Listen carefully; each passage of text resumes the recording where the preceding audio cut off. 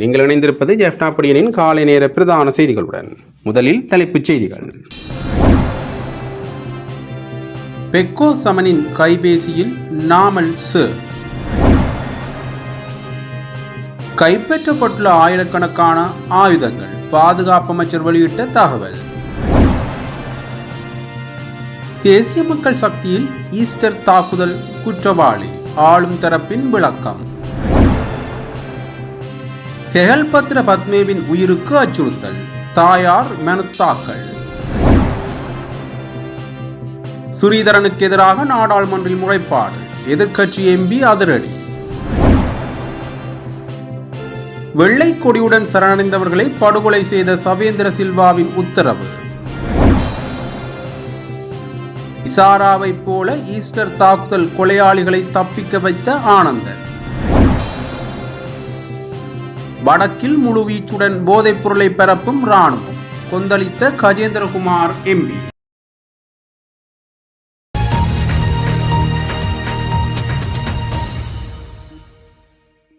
இலங்கையில் இடம்பெற்ற இறுதி யுத்தத்தில் வெள்ளை கொடியுடன் சரணடைந்த பொதுமக்கள் முன்னாள் இராணுவ தளபதி சவேந்திர சில்வாவின் அனுமதியுடன் சுட்டு படுகொலை செய்யப்பட்டார்கள் என நாடாளுமன்ற உறுப்பினர் கவீந்திரன் கோடீஸ்வரன் தெரிவித்துள்ளார். அண்மையில் ஃபீல்ட் மாஸ்டர் சரத் பொன்சேகா வெளியிட்ட கருத்துக்களை மேற்கோள் காட்டி இன்று நாடாளுமன்றத்தில் உரையாற்றும் போதே அவர் இதனை தெரிவித்துள்ளார். மேலும் கருத்து தெரிவித்த அவர், வெள்ளை கொடியுடன் சரணடைந்த பொதுமக்களை கொலை செய்தவர்கள் தண்டிக்கப்பட வேண்டியவர்கள். அந்த சந்தர்ப்பத்தில் ஆட்சியில் இருந்தவர்கள் பாதுகாப்பு துறைக்கு பொறுப்பாக இருந்த அப்போதைய பாதுகாப்பு செயலாளர் கோட்டபாய ராஜபக்ச உள்ளிட்ட அனைவரும் தண்டனைக்கு உள்ளாக வேண்டும். 2009 யுத்தம் நிறைவடைந்து இன்று வரை அதற்கான நீதி தமிழ் மக்களுக்கு கிடைக்கவில்லை. இதற்கான விசாரணைகளை கடந்த அரசாங்கங்களும் செய்யவில்லை, இன்றைய அரசாங்கமும் முன்னெடுக்கவில்லை. இவ்வாறான விடயங்களாலேயே உள்நாட்டு பொறிமுறை எனும் விடயத்தில் தமிழ் மக்கள் நம்பிக்கை இழந்திருக்கின்றனர் என்றார். அண்மையிலே கூட எங்களது ஃபீல்ட் மார்ஷல் சரத் பொன்சேகா அவர்கள் கூட ஒரு விடயத்தை சொல்லியிருந்தார். அதாவது 2009 ஆண்டு இறுதி யுத்தத்திலே வெள்ளைக்கொடியோடு சரணடைந்த பொதுமக்கள் விடுதலை புலியினரை சவேந்திர சில்வா அவர்களின் அனுமதியோடு அவர்கள் சுட்டு கொலை செய்யப்பட்டார்கள் என்று. அதனோடு சம்பந்தப்பட்ட அரசியல்வாதிகள், அந்த நேரத்திலே இருந்த இராணுவத்துக்குரிய செயலாளராக இருந்த கோத்தபாய ராஜபக்ஷ அவர்கள் தண்டிக்கப்பட வேண்டியவர்களாக இருக்கின்றார்கள். இன்று யுத்தம் நடந்து முடிந்த பின் 2009 இற்றவரை அதற்கான நியாயம் என்பது இன்னும் தமிழ் மக்களுக்கு கிடைக்காமலாத்தான் இருக்கின்றது. விசேடமாக இந்த காரணங்களுக்காகத்தான் ஒரு இராணுவ தளபதியே, இந்த நாட்டின் இராணுவ தளபதியே சொல்லியிருக்கின்றார், சவேந்திர சில்வா அவர்கள், அந்த இராணுவ அதிகாரிகள் ஏனைய அரசியல்வாதிகளோடு சேர்ந்து தமிழ் மக்கள் இறுதி யுத்தத்திலே சரணடைந்து கொல்லப்பட்டிருக்கிறார் என்று. அவர்களுக்கான விசாரணையை கடந்த அரசாங்கமும் செய்யவில்லை, இந்த அரசாங்கமும் செய்யவில்லை. அதனால் தான் நாங்கள் கேட்கின்றோம், உள்நாட்டு பொறிமுறை என்பதிலே தமிழ் மக்கள் நம்பிக்கை இழந்திருக்கின்றார்கள். அதற்குத்தான் நாங்கள் கேட்கின்றோம், சர்வதேச விசாரணையை கோருகின்றோம். இந்த சர்வதேச விசாரணை இப்படிப்பட்ட நபர்களை, இதோடு சம்பந்தப்பட்ட எத்தனையோ இராணுவ அதிகாரிகள் இருக்கின்றார்கள், அரசியல்வாதிகள் இருக்கின்றார்கள். இவர்களை கண்டிக்க வேண்டும் என்றால், இவர்கள் குற்றமிழைத்தவர்களை நாங்கள் தண்டிக்க வேண்டும் என்றால் உள்நாட்டு பொறிமுறை மூலம் அது சாத்தியப்படாது என்பதனை இந்த இடத்தில் தெளிவாக கூற விரும்புகின்றேன். அதன் அடிப்படையிலே தான் நாங்கள் சொல்லுகின்றோம், சர்வதேச விசாரணையை நாங்கள் இந்த இடத்திலே கோர வேண்டியவர்களாக இருக்கின்றோம். அது மட்டுமல்ல,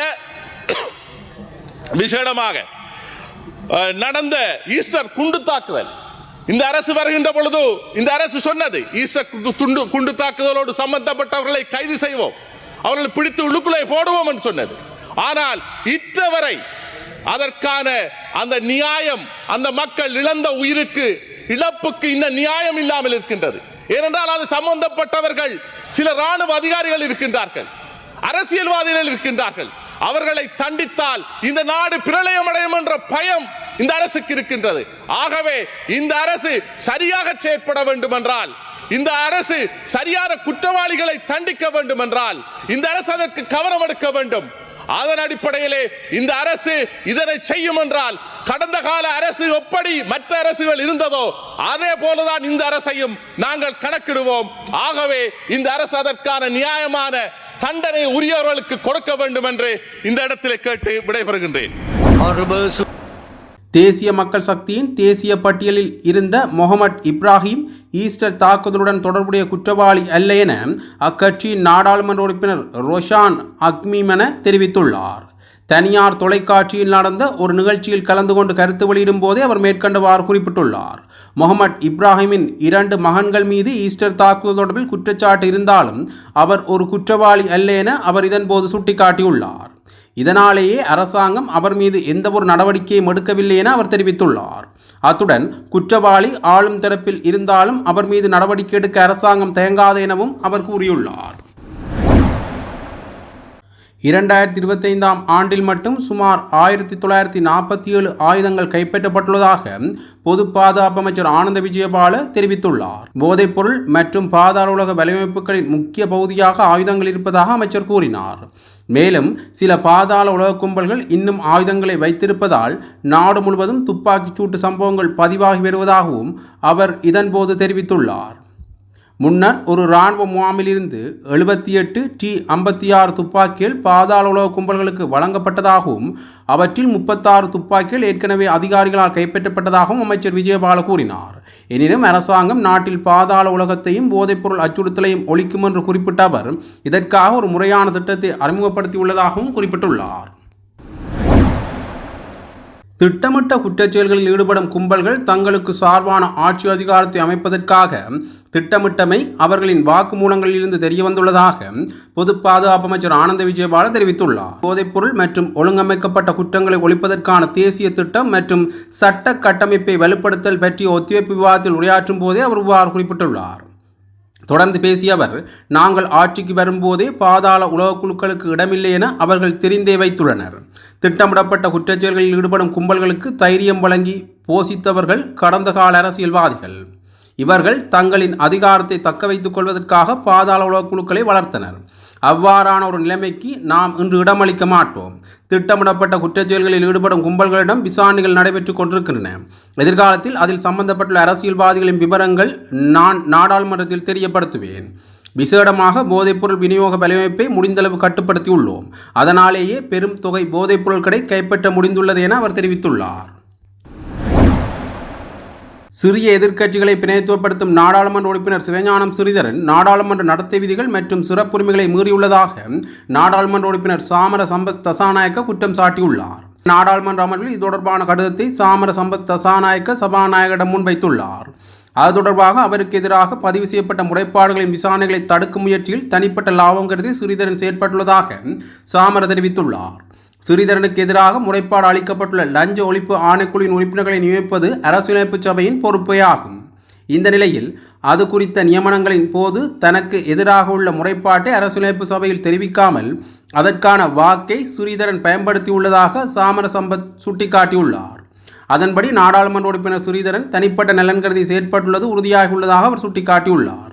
எனவே ஸ்ரீதரன் அரசியலமைப்பு சபைக்குள் எதிர்க்கட்சிகளின் ஒருமித்த கருத்தை குறைமதிப்பிற்கு உட்படுத்துவதன் மூலம் நாடாளுமன்ற சிறப்புரிமை மற்றும் நடத்தை விதிகளை மீறியதாக குற்றம் சாட்டி எதிர்க்கட்சி சார்பாக சாமர ஒரு முறையான முறைப்பாட்டை பதிவு செய்வதாக கூறியுள்ளார். வடமாகாணத்தில் போதைப் பொருளை பரப்புவதில் இராணுவத்தினருக்கு பெரும் பங்கு உள்ளதாகவும் மக்கள் மீது உண்மையான பெற்றுக்கொண்ட அரசாங்கம் ஒன்றினால் மாத்திரமே போதைப் பொருளை முற்றுமுழுதாக ஒழிக்க முடியும் என நாடாளுமன்ற உறுப்பினர் கஜேந்திரகுமார் பொன்னம்பலம் தெரிவித்துள்ளார்.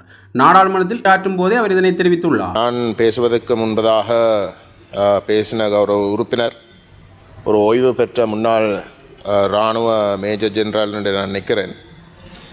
அவர் குறிப்பிட்டு சொன்ன ஒரு விடயம், கடைசியாக சொன்ன விடயம், வடகிழக்கு கடற்பரப்பு பாதுகாப்பு சம்பந்தமாக அந்த கடற்பரப்பு மிகவும் நீண்ட ஒரு பிரதேசம் என்ற வகையிலே அந்த கடற்பரப்பு ஊடாகத்தான் இந்த போதைப்பொருள் நாட்டுக்குள்ளே கூடுதலாக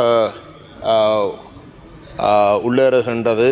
அதை கட்டுப்படுத்துவதற்கு ஒரு அத்தியாவசிய தேவை இருக்கின்ற கருத்தை அவர் கூறியிருந்தார்.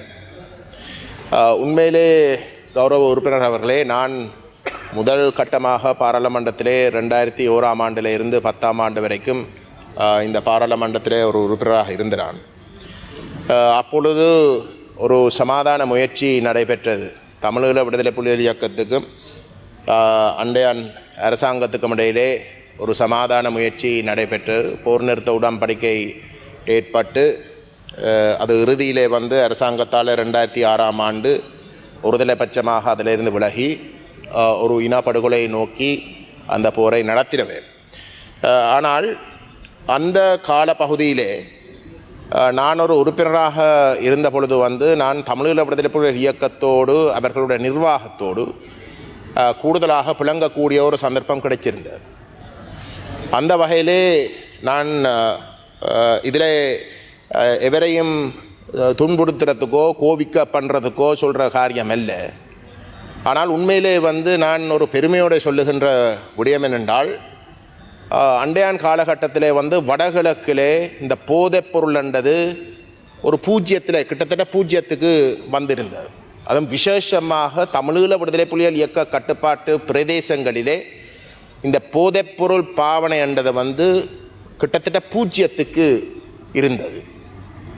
அந்தளவு தூரத்துக்கு அந்த நிர்வாகம் அங்கு தங்களுடைய கட்டுப்பாட்டிலே இருக்கக்கூடிய மக்களை பாதுகாக்க வேண்டும் என்ற ஒரு விருப்பத்தின் அடிப்படையிலே இயங்கின காரணத்தினாலே அவர்கள் அந்தளவு தூரத்துக்கு இந்த போதைப்பொருளை ஒழிக்கிறதுக்குரிய முன்னுரிமையை வழங்கி அதை சாதித்தவை.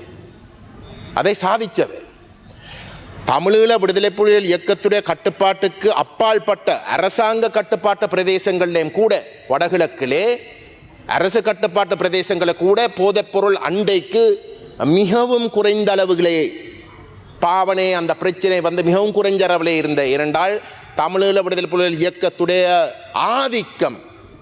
ஆதிக்கம் அரசு கட்டுப்பாட்டு பிரதேசத்திலே இருந்தபடியினால் அந்த போதைப்பொருள் வியாபாரத்தில் ஈடுபடுகிறவர்களுக்கு பயம் இருந்தது.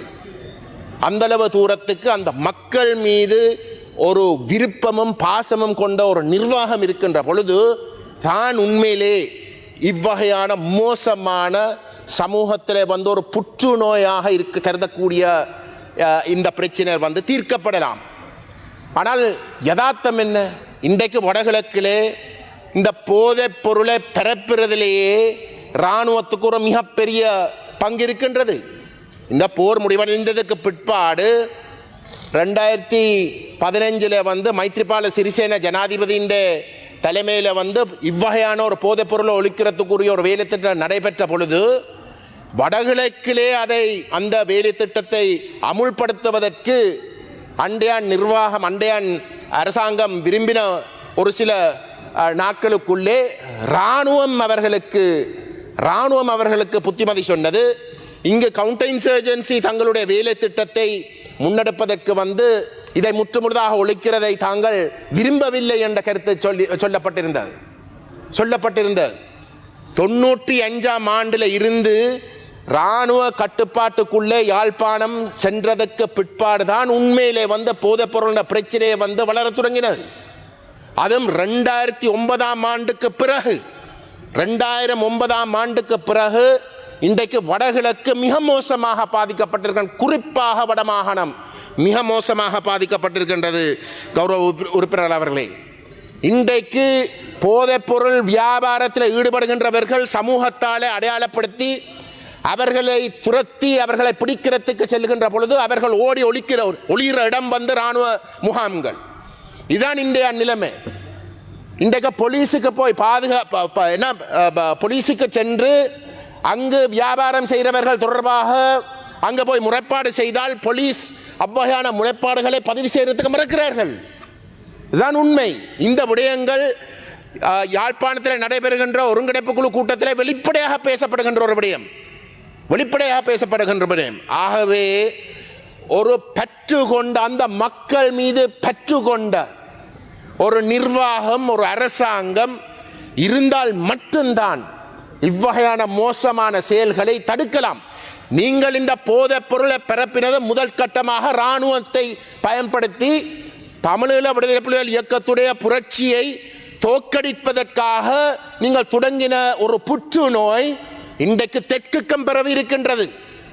அதனாலே வியாபாரம் ஊடாக சம்பாதிக்கக்கூடியவர்களுக்கு கண் துறந்து இருக்கு. இன்றைக்கு தெற்குக்கு பரவி இருக்கு. இந்த இராணுவத்துடைய தொடர்புகளை நீங்கள் தெற்கில பெறவிருக்கிற இந்த நிலையை நீங்கள் இராணுவத்துடைய தொடர்புகளை தேடி பாருங்கள், நிச்சயமாக இருக்கும். ஏனென்றால் அந்த அளவு தூரத்துக்கு அவர்கள் ஊடாகத்தான் இது பெறுவது. இதுதான் உண்மை, இதுதான் உண்மை. ஆகவே தான் கௌரவ உறுப்பினர் அவர்களே, நாங்கள் ஒரு அரசியல் கட்சியாக இன பிரச்சினை தீர்வு தொடர்பாக பேசுகின்ற பொழுதெல்லாம் நாங்கள் சொல்வது போலீஸ் என்ற விடயம் மக்களுடைய பாதுகாப்பு. கெகல்பத்ர பத்மே குற்றப்புலனாய்வு திணைக்களத்திலிருந்து வெளியே அழைத்துச் செல்லப்பட மாட்டார் என அறிவிக்கப்பட்டுள்ளது.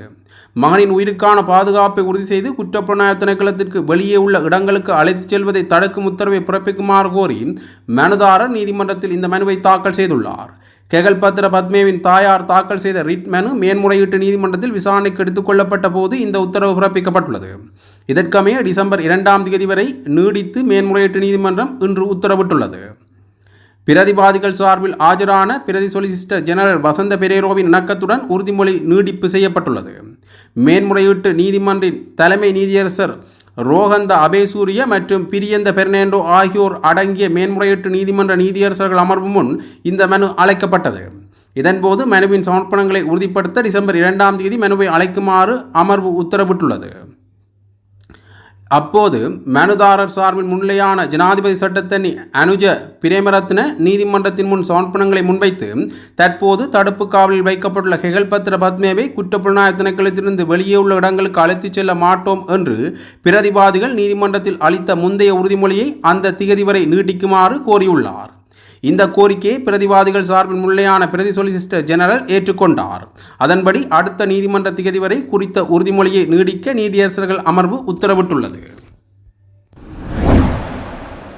திட்டமிட்ட குற்றக்குழு உறுப்பினர் பெக்கோசமன் போன்றவர்களின் கைபேசிகளில் நாமல் சார் மற்றும் எனது சார் ராஜபக்ச ஆகிய பெயர்களில் தொலைபேசி இலக்கங்கள் பதிவாகியுள்ளதாக தெரிய வந்துள்ளது. எனினும் அது இந்த நாமலா அல்லது வேறொரு நாமலா, இந்த ராஜபக்சவா அல்லது வேறொரு ராஜபக்சவா என்று தெரியவில்லை என்று மஹிந்த ஜெயசிங்க குறிப்பிட்டுள்ளார். இன்றைய நாடாளுமன்ற விவாதத்தில் கலந்து கொண்டு உரையாற்றுகையில் இதனை தெரிவித்த அவர் திட்டமிட்ட குற்றக்குழு உறுப்பினர்களுடன் தொடர்புடைய தகவல்கள் குறித்தும் பல விடயங்களை முன்வைத்துள்ளார். கொலைகாரர்கள், குற்றக்குழுவினர் மற்றும் ஒழுங்கமைக்கப்பட்ட குற்றவாளிகளுக்கு போலீஸ் பாதுகாப்பு வழங்குவது எந்த ஒரு நாகரிக நாட்டிலும் இல்லை என்று குறிப்பிட்ட அவர் அத்தகைய கோரிக்கைகளை தற்போதைய அரசாங்கம் நிராகரிப்பதாக உறுதிபட தெரிவித்துள்ளார். தற்போதுள்ள தேசிய மக்கள் சக்தி அரசாங்கம் எந்த ஒரு குற்றவாளியையும் பாதுகாக்காது என்றும் அனைவரும் சட்டத்தின் முன் நிறுத்தப்படுவார்கள் என்றும் அவர் உறுதியளித்துள்ளார். முன்னாள் ஜனாதிபதி மஹிந்த ராஜபக்ச நீர்கொழும்பில் நிமல் லான்சா போதைப்பொருளுடன் கைதான போது உலங்கு வானூர்தியில் சென்று அவரை தழுவிக்கொண்டதாக கூறி கடந்த கால அரசியல் தொடர்புகளை அவர் சுட்டிக்காட்டியுள்ளார். இலங்கையை போதைப்பொருளற்ற நாடாக மாற்றுவதற்கான பொறுப்பு தன் தோள் மீது சுமத்தப்பட்டுள்ளதாகவும் இந்த கடமையில் முழு நாட்டு மக்களும் மதத் தலைவர்களும் கல்வியாளர்களும் அரசாங்கத்துடன் இணைந்து ஒத்துழைக்க வேண்டும் என்றும் அவர் கோரிக்கை விடுத்துள்ளார். பாதாள உலகத் தலைவர் கனேமுள்ள சஞ்சீவ கொள்கையுடன் தொடர்புடைய இசாரா சிப்பந்தி மற்றும் அவருக்கு உதவிய நபர்களிடமிருந்து முன்னெடுக்கப்பட்ட விசாரணைகளில் திடுக்கிடும் சம்பவம் ஒன்று வெளியாகியுள்ளது. இசாரா சிப்பந்தி இந்தியாவுக்கு தப்பிச் சென்ற விடயம் குறித்து அண்மைய நாள்களில் கிளிநொச்சி, யாழ்ப்பாணம் உள்ளிட்ட பகுதிகளுக்கு அழைத்துச் செல்லப்பட்டு அவர் தங்கியிருந்த இடங்களையெல்லாம் அடையாளம் காட்டியிருந்தார். இந்த பின்னணியில் அவரை இந்தியாவுக்கு கடத்த ஆனந்தன் என்ற நபர் உதவியதாக கூறி கைது செய்யப்பட்டுள்ளார். இந்நிலையில் ஆனந்தன் என்பவரிடம் முன்னெடுக்கப்பட்ட விசாரணைகளில் அவர் உயிர்த்தனார் தாக்குதலுடன் தொடர்புடைய பலரை கடல் வழியாக தப்பிச் செல்ல உதவியதாக தெரிய வந்துள்ளது. இது தொடர்பில் தெரிய வருகையில் கைது செய்யப்பட்டு தடுத்து வைக்கப்பட்டுள்ள இசாரா சிப்பந்தியை யாழ்ப்பாணத்திலிருந்து இந்தியாவுக்கு மீன்பிடி படகில் ஏற்றிச் சென்ற ஆனந்தன் என்ற பிரதான சந்தேக நபர் தொடர்பில் மேலும் பல தகவல்கள் வெளியாகியுள்ளது. உயிர்த்தனாறு தாக்குதலில் தொடர்புடைய பல சந்தேக நபர்களையும் கடல் வழியாக தப்பிச் செல்ல ஆனந்தன் என்பவரே ஏற்பாடு செய்துள்ளதாகவும் விசாரணைகளில் தெரிய வந்துள்ளதாக கொழும்பு குற்றப்பிரிவு தெரிவித்துள்ளது. யாழ்ப்பாணம் உதயபுரம் 3ஆம் பாதையில் வசிக்கும் 29 வயதான AP ஆனந்தன் என அடையாளம் காணப்பட்ட சந்தேக நபர் நேற்று முன்தினம் இரவு கொழும்பு குற்றப்பிரிவு அதிகாரிகளால் கைது செய்யப்பட்டார். இந்த சந்தேக நபருக்கு கிளிநொச்சியில் உள்ள சொந்தமான வீட்டில் மைக்ரோ வகை துப்பாக்கியையும் கொழும்பு குற்றப்பிரிவு மீட்டுள்ளது. இந்த நிலையில் சந்தேக நபர் திகாரிய ஒகபொளவில் வைத்து கைது செய்யப்பட்டார். பாதாள உலக குற்றவாளிகள், போதைப்பொருள் கடத்தல்காரர்கள் மற்றும் பிற குற்றவாளிகளை படகு மூலம் இந்தியாவுக்கு கடத்தும் வலையமைப்பின் பின்னணியில் உள்ள மூளையாக ஆனந்தன் அடையாளம் காணப்பட்டுள்ளார். ஆனந்தன் தனது தம்பிகள் இருவருடன் இணைந்து இந்த மோசடியை செய்து வருவதாகவும் தெரிய வந்துள்ளது. கேரள கஞ்சா மோசடி தொடர்பாக அவரது தம்பிகள் இருவரும் தற்போது காவல்துறையின் தடுப்பு காவலில் இருப்பதாக கூறப்படுகின்றது. இந்தியாவுக்கும் இலங்கைக்கும் இடையிலான கடல் வழிகள் வழியாக மேற்கொள்ளப்படும் கேரள கஞ்சா வியாபாரத்திலும் இந்த சகோதர குழு ஈடுபட்டுள்ளது தெரியவந்துள்ளது. இந்த குழுவின் தலையீட்டால் சமீப காலங்களில் பிரதான குற்றவாளிகள் மற்றும் பாதாள உலக துப்பாக்கிச்சூடு நடத்தியவர்கள் உட்பட 100க்கும் மேற்பட்டோர் இந்தியாவுக்கு நாடு கடத்தப்பட்டுள்ளதாக விசாரணைகளில் தெரிய வந்துள்ளது. உயிர்த்த பயங்கரவாத தாக்குதலில் தொடர்புடைய பல சந்தேக நபர்கள் கடல் வழிகள் வழியாக தப்பிச் செல்ல இந்த நபர் உதவி செய்துள்ளதாகவும் கொழும்பு குற்றப்பிரிவு தெரிவித்துள்ளது. அவர் உதவி செய்த உயிர்த்த தாக்குதலின் சந்தேக நபர்கள் யார் என்பதை மேலும் உறுதிப்படுத்தி வருவதாகவும் காவல்துறை வட்டாரங்கள் தெரிவித்துள்ளன. வெலிகம பிரதேசபை தலைவர் லசந்த விக்ரமசேகரவின் கொலையில் 2 சம்பவங்கள் தொடர்புற்றிருக்கலாம் என புலனாய்வு அதிகாரிகள் சந்தேகம் வெளியிட்டுள்ளனர். குறித்த சம்பவம் தொடர்பாக சிசிடிவி காட்சிகளை பயன்படுத்தி விசாரணைகளை தொடங்கியுள்ளதாக போலீசார் அறிவித்துள்ளனர். அதற்கமைய 3 போலீஸ் குழுக்கள் மூலம் இந்த விசாரணைகள் ஆரம்பிக்கப்பட்டுள்ளதாக தென் மாகாணத்திற்கு பொறுப்பான மூத்த பிரதி போலீஸ் அதிபர் கித்ஸ்ரி ஜலத் தெரிவித்துள்ளார். இந்த நிலையில் கடந்த செப்டம்பர் 24ஆம் தேதி அன்று வெலிகம இப்பாவெல பகுதியில் நடந்த சோதனையின் போது போலீஸ் சிறப்பு அதிரடிப்படை 4 T56 ரக துப்பாக்கிகளை கண்டுபிடித்துள்ளனர் மற்றும் மிதிகம ருவானுக்கு விசுவாசமான நபர்கள் மீது லசந்த விக்ரமசேகர நடத்திய தாக்குதல் ஆகிய 2 முக்கிய சம்பவங்களுடன் இந்த கொலை தொடர்புடையதாக இருக்கலாம் என்று போலீஸ் வட்டாரங்கள் தெரிவிக்கின்றன. இந்த துப்பாக்கிகள் ருவானின் உறவினர்களில் ஒருவரின் வீட்டில் கண்டுபிடிக்கப்பட்டன. அவர் மற்றும் அவரது மனைவி கைது செய்யப்பட்டனர். விசாரணையில் ஆயுதங்கள் ருவானுக்கு சொந்தமானது என்பது கண்டறியப்பட்டுள்ளது. இந்நிலையில் நேற்று முன்தினம் காலை வெலிகம பிரதேசபையின் தலைவர் லசந்த விக்ரமசேகர அவரது உத்தியோகபூர்வ அலுவலகத்தில் இனந்தெரியாத துப்பாக்கிதாரிகளால் சுட்டுக் கொல்லப்பட்டார். கூலிக்கு அமர்த்தப்பட்ட குறித்த துப்பாக்கிதாரி வெள்ளை சட்டையும் கருப்பு முகமூடியும் அணிந்து விக்ரமசேகரின் அலுவலகத்துக்குள் நுழைந்தார். அந்த நேரத்தில் துப்பாக்கிச்சூடு நடத்தியவர் அதிகாரப்பூர்வ இருக்கையில் இருந்த லசந்த விக்ரமசேகரை குறிவைத்து சுமார் 4 முறை துப்பாக்கிச்சூடு நடத்திவிட்டு மற்றொரு நபருடன் மோட்டார் சைக்கிளில் தப்பிச் செல்வது சிசிடிவி காட்சிகளில் பதிவாகியுள்ளது. எனினும் துப்பாக்கிச் சூட்டில் படுகாயமடைந்த விக்ரமசேகர மாத்துரை மாவட்ட பொது மருத்துவமனையில் அனுமதிக்கப்பட்டு பின்னர் உயிரிழந்தார். இந்த துப்பாக்கிச் சூட்டில் பிரதேசபை தலைவர் லசந்த விக்ரமசேகரவின் தலை, கழுத்து மற்றும் மார்பு பகுதிகளில் காயம் ஏற்பட்டதாக போலீசார் தெரிவித்தனர். எனவே தென் மாகாணத்திற்கு பொறுப்பான மூத்த துணை போலீஸ் அதிபர் கித்ஸ்ரி ஜலத்தின் நேரடி மேற்பார்வையின் கீழ் 4 போலீஸ் குழுக்கள் சம்பவம் குறித்து விசாரணையை தொடங்கின. இருப்பினும் இது தொடர்பாக இதுவரை எந்த சந்தேக நபரும் கைது செய்யப்படவில்லை என்று தெரிவிக்கப்படுகின்றது.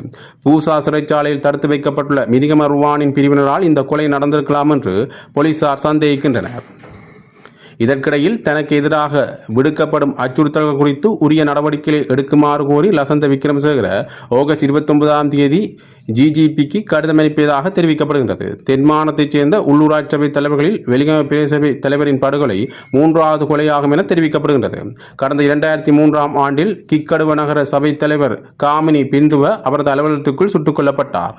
அதே நேரத்தில் 2015ஆம் ஆண்டில் கிக்கடுவ பிரதேசபை தலைவர் மனோஜ் மெண்டிஸும் கொலை செய்யப்பட்டார். 1990களிலிருந்து 20க்கும் மேற்பட்ட உள்ளூராட்சி தலைவர்கள் மற்றும் ஆணையாளர்கள் கொல்லப்பட்டுள்ளனர்.